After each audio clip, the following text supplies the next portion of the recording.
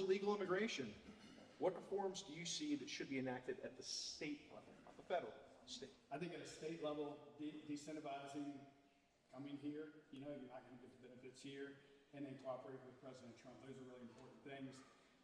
Again, I think this also goes back to messaging because, when I hear this debated on the airwaves, you hear things like anti-immigrant or pro-immigration.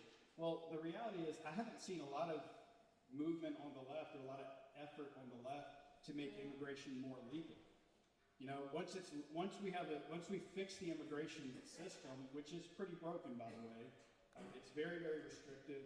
And even as somebody who married someone from another country, had it not been for a war breaking out in that country, it would have taken 2 years for an American citizen to get his wife, to get his family put back together. And I think we need to kind of separate this idea of illegal immigration and legal immigration. And as Republicans, we should be talking about this every single time it comes up, and we don't. And again, we let the left kind of control that narrative. But I want to talk about, one of the things that I've been saying on the campaign trail, and one of the main reasons I'm involved with this, is because I feel like we went from a place where the government was accountable to the people to a place where the people are increasingly untrusted and accountable to the government. And for those of us that own businesses now, there's a new form we have to fill out. It's called a beneficial ownership report.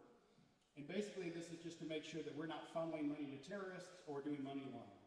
Okay, so American citizens are not trusted. So we have to fill out another report. But the southern border has been open, letting millions and millions of people, including our enemies, and we know that's happening, coming across the border. So I think in general, we need to seal our borders. We should not have illegal immigration at all. I do think we probably need some legal immigration reform because we're going to have a labor shortage when we get done with all the deportation. And I think those people should be paying their way with taxes. I think there's ways that we can handle